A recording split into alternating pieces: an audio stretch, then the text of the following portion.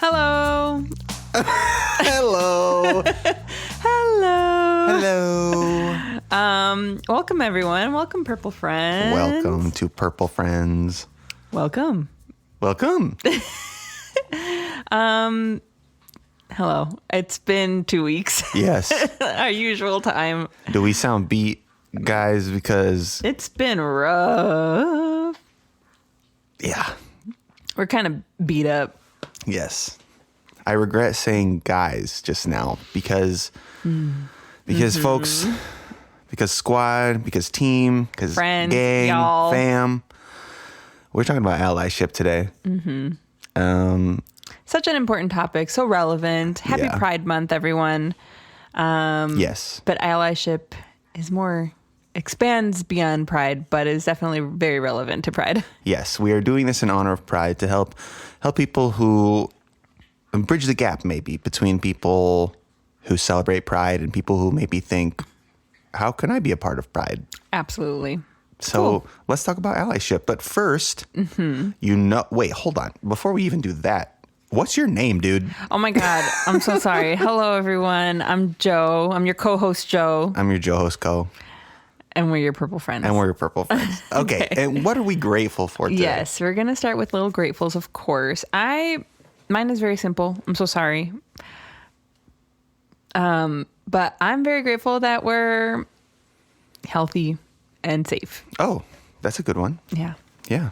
I feel like, I don't know, when you have rough days, I always tell my clients, like, strip it back to basics. You know, what are some of the basic needs? And I am just very grateful that we're healthy and we're safe. Yeah, we are upright. Yeah. So that's good. That was it. I feel like I keep putting my foot in my mouth by saying dumb things by like, we're upright. That could be ableist. Your mind is like all right. Like it is so ready for this episode. It is so ready for this episode. I love it. I want to really quick say my little grateful. Of course. Even though I just gave us such a great jumping off point.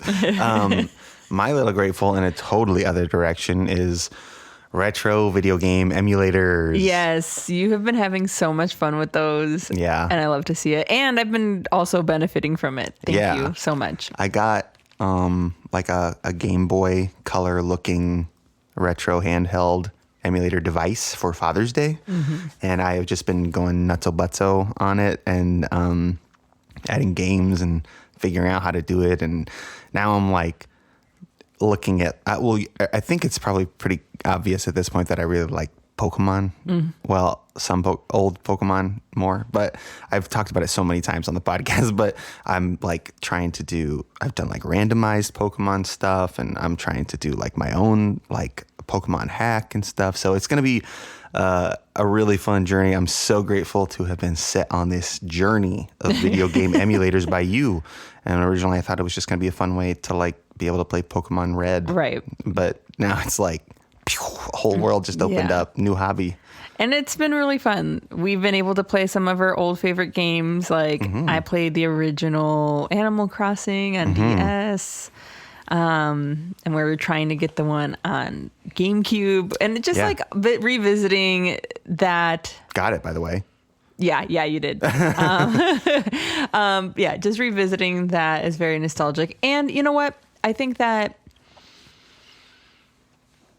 it has been helpful in regulating our nervous systems, Yes. I think. I went from pacing around, just huffing and puffing, not being able to escape like my thoughts on the news to being able to like sit down and not do that for a bit. Yep. And that helps. And sometimes we need to recover a little bit. Disengage. Yeah.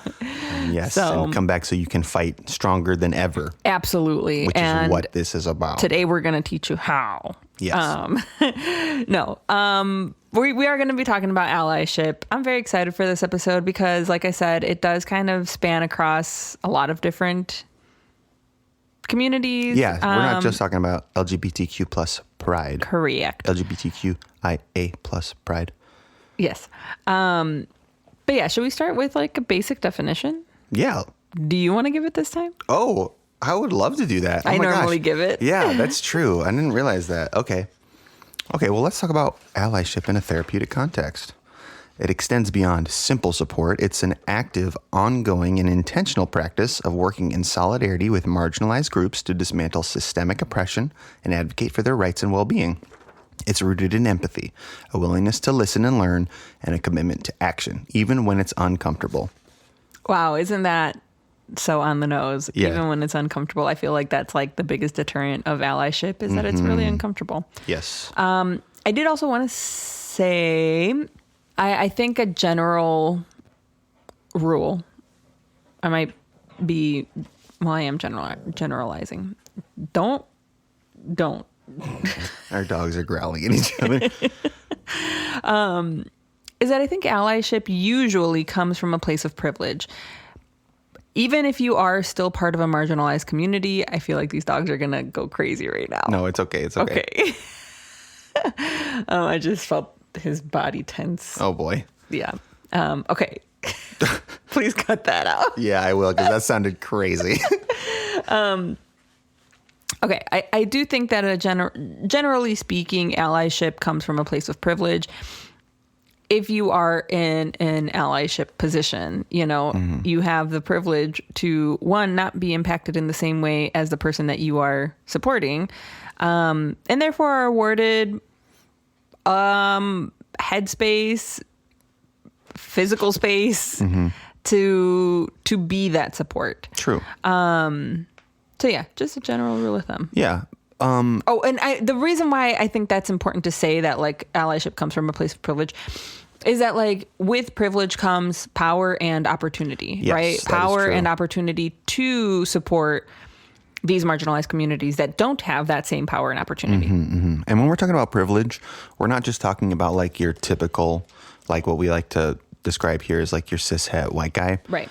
It's anybody in any demographic who is in more of a position of strength in society than whoever they're advocating for. So, for example, there can be LGBTQ allies of trans people.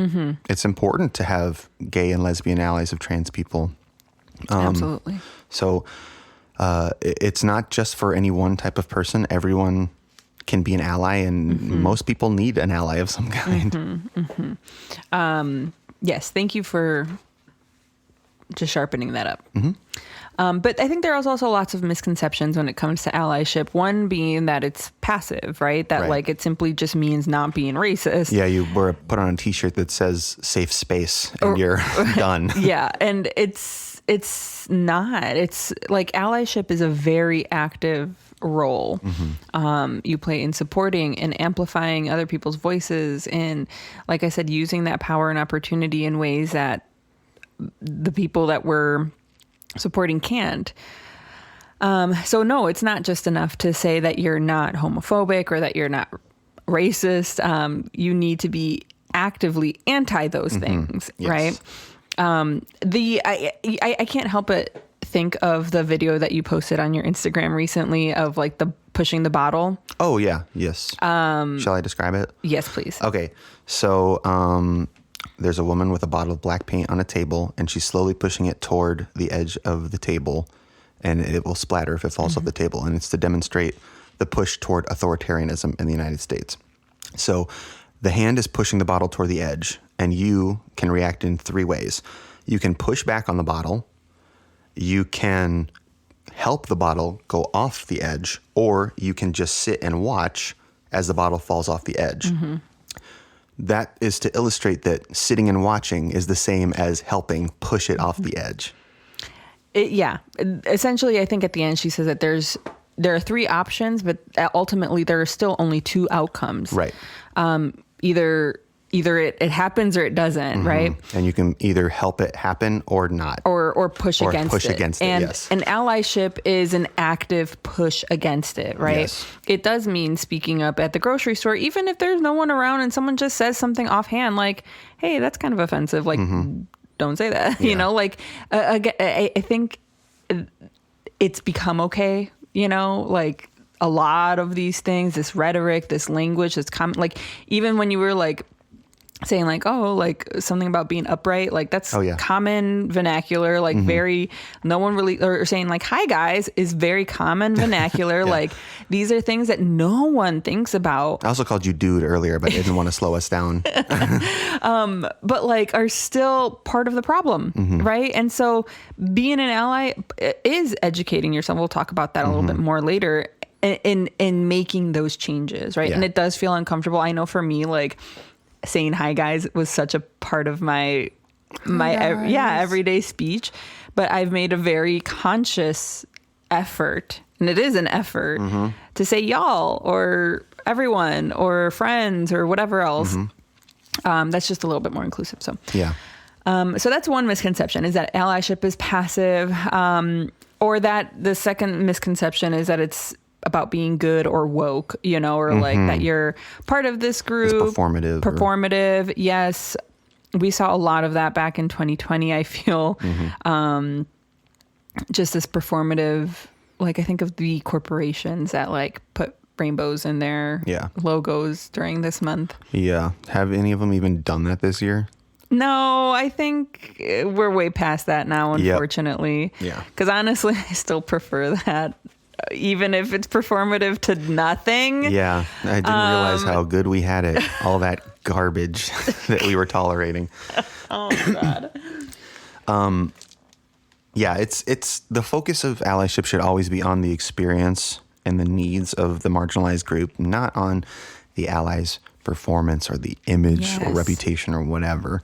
This will make me look good. This will make me sell more products. This will, you know, mean I'm not canceled. Yeah, unless you're like educating people on how to be good allies, it's kind of icky for you to be like making a video on your Instagram like, look how good of an ally I am. Right. You don't call yourself an ally, really. You let the marginalized group call you an ally if they feel comfortable doing that. And I wanted to spend a moment to talk about that a little bit, because like with social media, like everything feels performative. Exactly. Right. Like it's hard to tell what's authentic. It's always going to be like, that's just now something else that we have to navigate. Yes.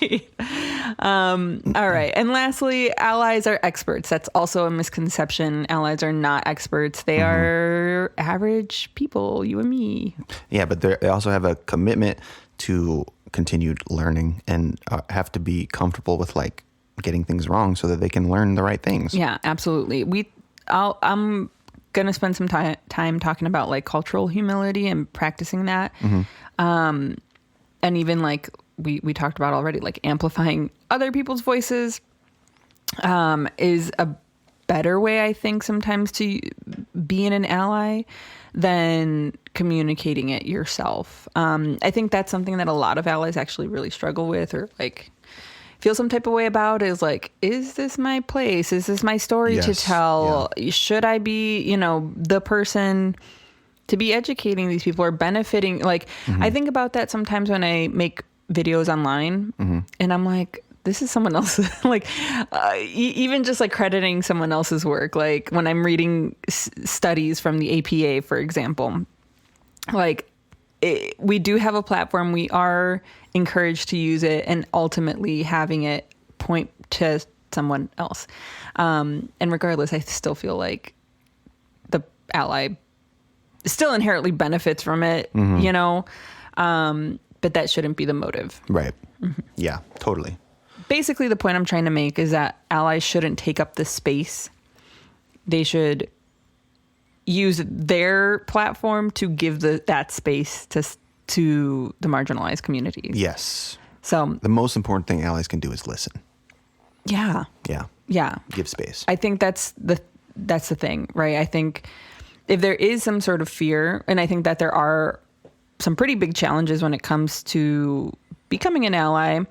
And one of the biggest fears is discomfort, right? And this expectation or pressure to speak up or talk or educate all the time. And that's not, you can totally be an ally without having to do that. I do think that you will inevitably feel some level of discomfort when you're an ally, because it's hard work. We're actively pushing against something coming towards us, right? So like,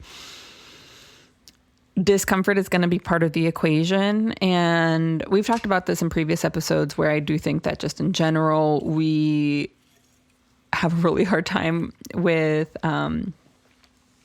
what's that term called? Distress tolerance. Oh, yeah. Is that what it is? Am I Yeah. thinking of it correctly? I feel like that's not it. No, we've talked about that in a previous episode. No, it is distress tolerance. Yeah. Yes, your ability to cope with uncomfortable things. Yeah. So yes, if you're going to be an ally, or if you find that to be important, or if you find yourself identifying into any sort of community, I think confronting discomfort is going to be part of it. Yeah. So when you are being a good ally and you are sort of like learning and listening, what kind of stuff, like after you've learned, what is the role of like you educating other people, you getting more education?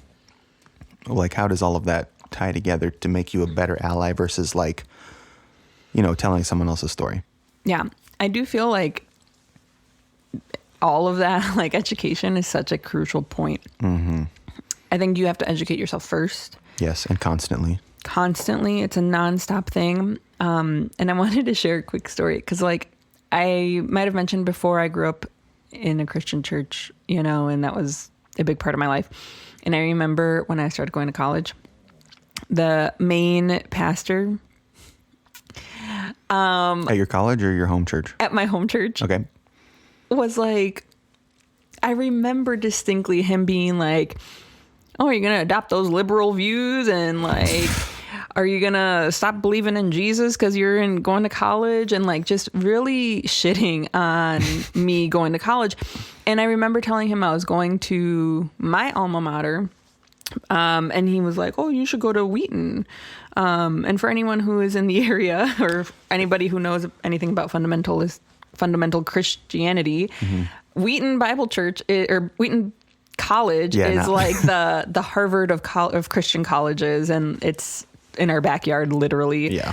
And so it was just this push towards that school, and I remember being like, this is weird. Yeah. This is very weird, and being really put off by it. And it's not until like truly after I graduated, after I went to grad school, that I was like, oh, I have changed a lot as a person from when I first started college to when I graduated, mm-hmm. both of my degrees. And educating myself was such a crucial part of my own journey, and not just accepting who I am and all the different facets of myself, but in turn being open and curious and humble towards accepting everyone else.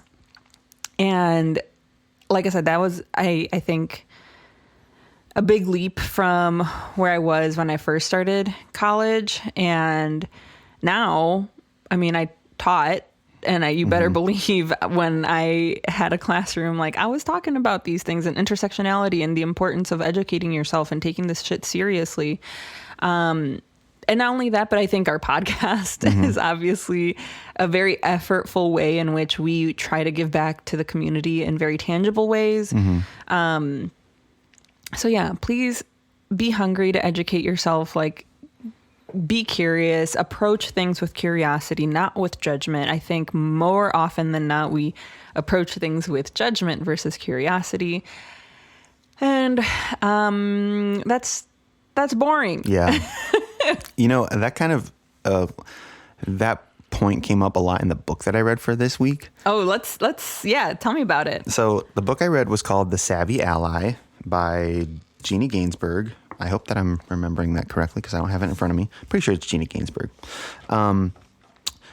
It's, okay, first of all, great book. 5 purple stars or whatever the thing is. 2 thumbs up. 2 thumbs up. Eyeballs rolling around in big dollar signs. Yeah. Tongue coming out like rolling out of a fruit by the foot. It was a really good book. It's the story. It's a little bit the story of the author and her journey as an ally, and also tons and tons of stories and applicable techniques and quizzes and exercises and stuff like this. The book is so good. Like, it's so easy to read, so digestible. very well structured. I could not give it higher praise. It's like just like the last book by Nedra Tawwab, Set Boundaries, Find Peace. Both of these books are phenomenal must-reads for Purple Friends listeners. Yeah. This book is good for anybody, including people who are part of the LGBTQIA plus community. It's like I was kind of mentioning earlier, anybody can be an ally. And the book, and the reason why I'm bringing this up right now is because the book goes into lots of different scenarios. One of which was about like this guy. Well, it does a lot of education about like the difference between like sexual orientation and gender presentation and attraction and all these other things, like, and labels. And because that's such a good point. Yeah. I have so like a big is like parents of queer children. Oh yeah. And the pressure that they put on their kids to like, well, I don't know what any of this means. Like, what do you mean you're non-binary? What does that mean? Yes.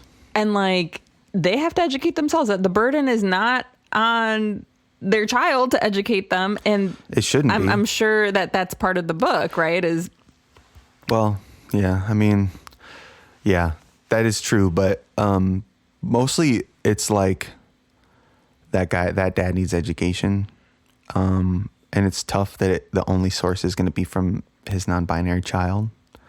That's just like, that situation would be like, there's even a part of the book that says there are some situations where kids should remain in the closet until they're out of their parents' homes, like, because some places are literally so dangerous for people to come out.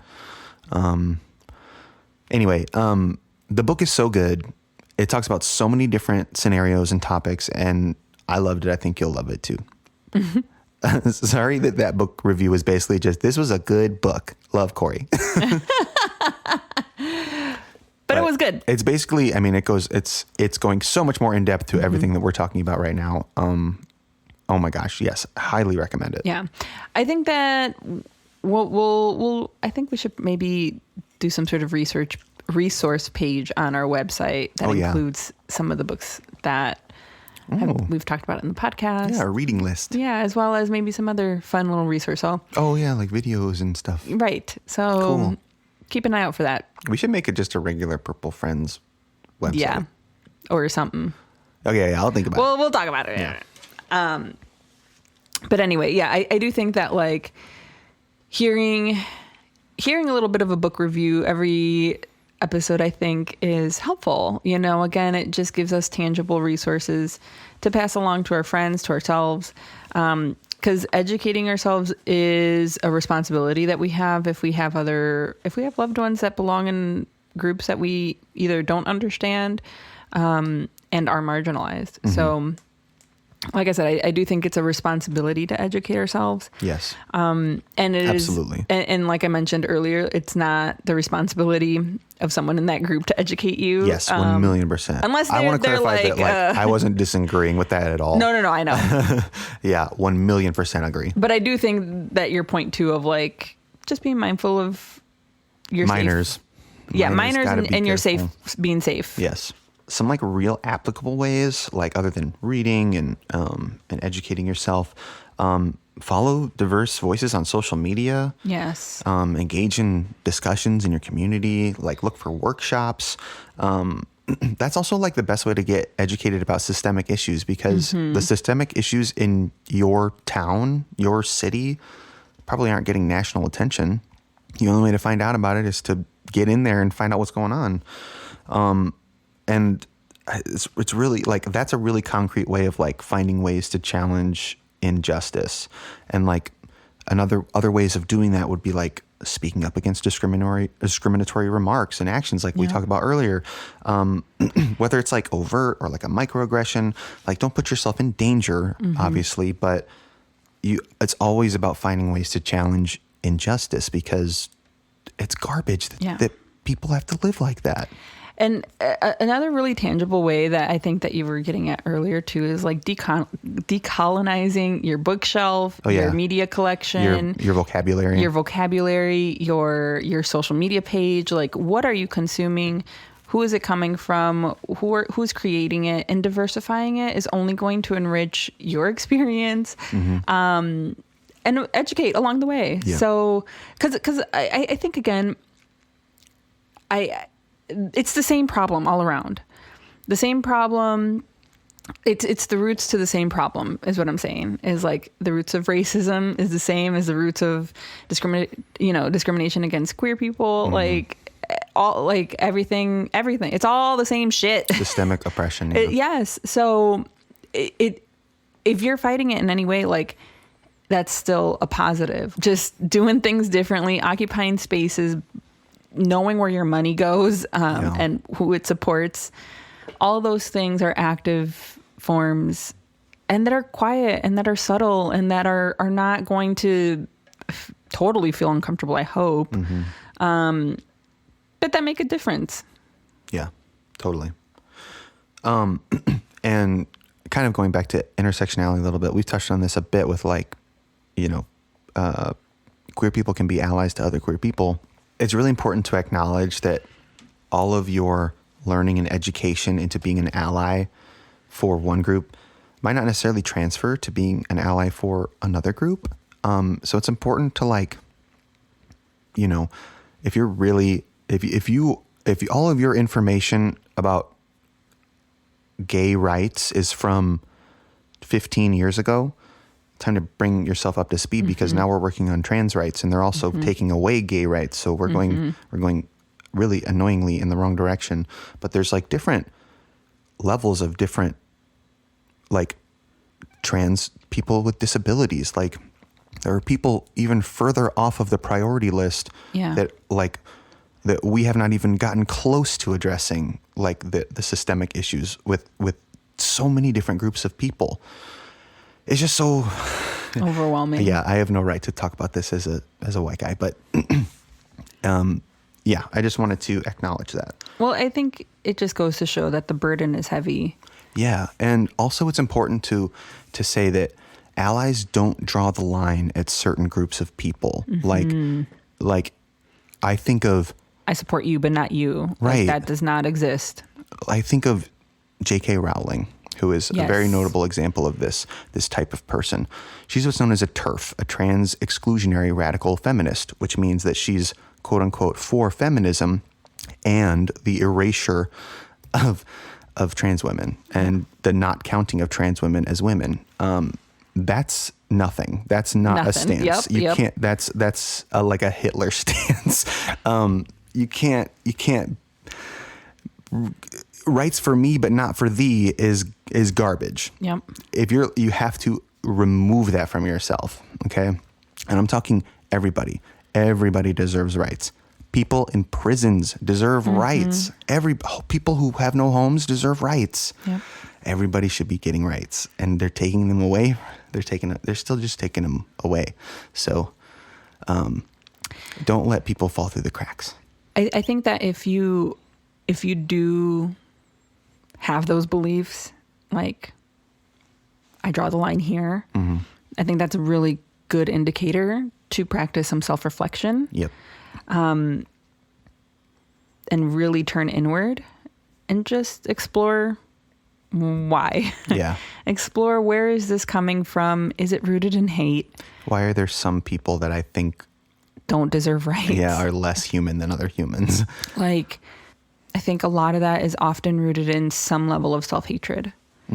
You know, if we're unable to accept, and I know that this happens a lot to people who are very closed-minded or believe that only certain people should deserve rights, that there is this internal rejection of some part of themselves, like, over and over and over again. And as we all know, hurt people hurt people. And if they're unable to accept themselves, how are they going to accept anyone else? And I think that is just very true right now, and that, like, there's just a lot of yuckiness. Yeah.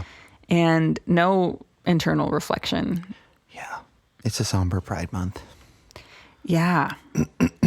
Yeah. It's also Men's Mental Health Month. And they just closed the LGBTQ suicide hotline. Yeah. Like as we're recording this, so that you know, let's bring it back to something positive. Okay. Let's take some small steps to overcome some of these seemingly challenging obstacles in becoming an ally. One thing that I really struggle with, well, okay, let me give a little bit of background, because 5 years ago, my eyes were opened to systemic racism embarrassingly late in my life. And since then, it's been like my mission to be a good ally. But one of the things that I experienced a lot, especially at the beginning, was this overwhelming fear of saying the wrong thing. Like in an attempt to be like empowering and like accepting, I would say something so stupid that it would like out me for, this person doesn't know anything. So like, you know, it's hard to get over that. How do you get over, you know, something like that? I think you should take a really small step, acknowledge that you're going to make some mistakes and that it's okay, because if it was so easy to become a perfect ally, then it would be, I mean, there would be no excuse. Yeah. But allyship is hard and it takes effort and practice, and you got to start somewhere. And I think a good point to bring up here is practicing cultural humility, which is just essentially this idea that you don't know everything, right? That like you go back to that. Even the things that you do know or that you have educated yourself on, like still leaving that space open for correction, you know, like still leaving that space open for someone else to speak on that, you know, and asking, did I get that right? You know, or consulting, checking yourself again. Yeah, just practicing that idea, I think helps, because there's room for that. I mean, I think there's always room for that. I think there's always room for someone who is stumbling, trying to grow, trying to get better, making mistakes. That person is infinitely better than a passive person. Yes, absolutely. Because when the time comes to it, even that person messes up when they're trying to say stuff, their heart, they know that to vote for the stuff that is going to advance, like, you know, what they're trying to do. Yeah. And they will get there with their voice. Mm-hmm. But once their heart is in the right spaces, just give them some runway. Yeah. Yeah. So we want you to give yourself a little bit of runway to, you know, it's not an overnight success situation. Yeah. Very true. Another obstacle, which we have already kind of touched on, is that it can be very overwhelming to think about all these systemic issues. Yes. And I think that in times like these, when it literally feels like everything is burning, we do feel the weight of that burden. We do feel the weight of just everything. Yeah. And a good thing to remember is like the little things that we do on a day-to-day still count. Mm-hmm. I was talking about this with a client of mine, actually, because we were both feeling the burden and we're both women of color, mm-hmm. and we're both feeling guilty for like not being able to attend protests or not being able to, you know, show up in the ways that we see on social media. And I said, just show up in your community, like mm-hmm. take up space at your library, take up space in your gym, take up space at a restaurant, like showing up and existing in the world and using up community resources. I think is also like a subtle form of protest and can be a subtle form of allyship too. Mm-hmm. You know, like especially if you are someone who identifies as one of these marginalized communities, like taking up space in the community is the exact opposite of what they want. Yeah. You know, like you being out and about and living happily and being healthy and just existing, I think is a form of protest too. Yes, I 100% agree. Just the sight of you makes their cold black hearts go race. Like that's, whew. Yeah. So go out there and wear what you want to wear and express yourself how you want to express yourself. Mm-hmm. And just show up. Yeah. And if people are confrontational, then you can stand your ground. Yeah. You can tell them why you're an ally. You can continue being an ally. You don't have to crumble under the first person who says, that's dumb. I don't care about that because it doesn't affect me. And I think a good point to that is finding your why, right? Yeah. Like for you to do, again, that internal work of figuring out, why is this important to me, right? Like what's going to be the motor? What's going to give this thing gas? And I think that when you do find that sense of confidence within yourself and your purpose or your why, becomes a lot easier to stand up towards backlash. Yeah. Not that it's not uncomfortable, because it will always be uncomfortable. Yeah, and ugly. And very ugly. The people who confront you about stuff like this have wickedness in them. Yes. I mean, and I'm I'm a little more gray, where I think that like, it's not that just they have wickedness in them. I think they're misguided. They got wickedness in them. I think they're totally misguided. And again, like if we're practicing empathy, I can't help but also extend that to the people who I think are in the wrong. Yeah, I know. Sorry, everybody. I have to admit that does agree with what the book said. It's hard, but having people in my life that I know I disagree with, it helps to have empathy if I want to have any productive conversation with them. Oh, yeah. That's a huge part of being an ally. And it's just hard. Yeah. It sucks. That is definitely addressed in the book. Something else that is addressed in the book that I thought would be kind of a fun little fact is that among the LGBTQIA plus community, one of the stereotypes about allies is that, they definitely have a relative who's gay. that there aren't any allies who don't have a personal stake in the game. Prove them wrong. Yeah, prove them wrong.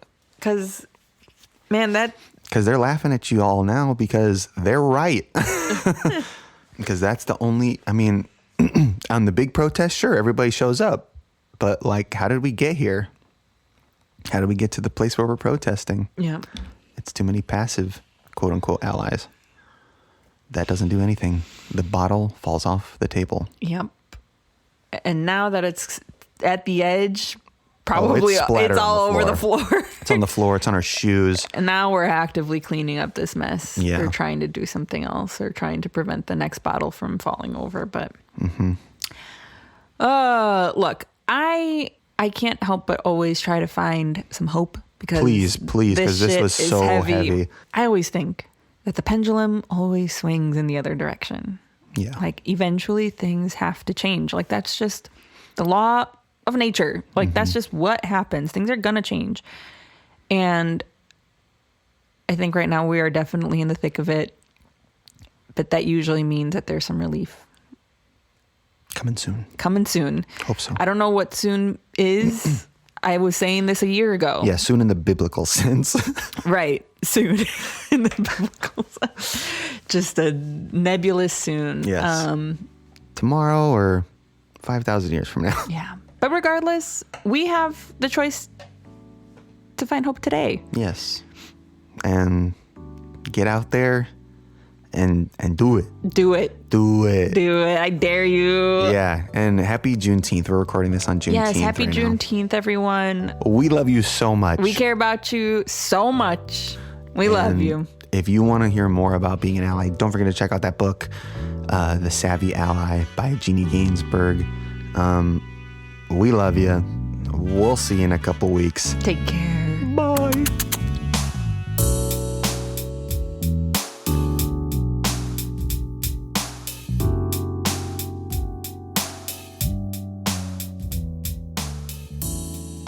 Purple Friends is an independent podcast produced by Vibe Therapy Services and is not a substitute for a session with a therapist. Our show art is created by Jocelyn Lang, and our theme music is Nature Nurture by The Implied Bear. Vibe Therapy is an Illinois-based private practice serving clients in person at our Wheaton office and virtually throughout the state of Illinois. We accept Blue Cross Blue Shield PPO, United Healthcare, Aetna PPO, and Cigna Insurance. We also offer private pay rates as well as free 15-minute consultations. Therapy doesn't have to feel clinical. Visit vibetherapyservices.com today to see if we vibe.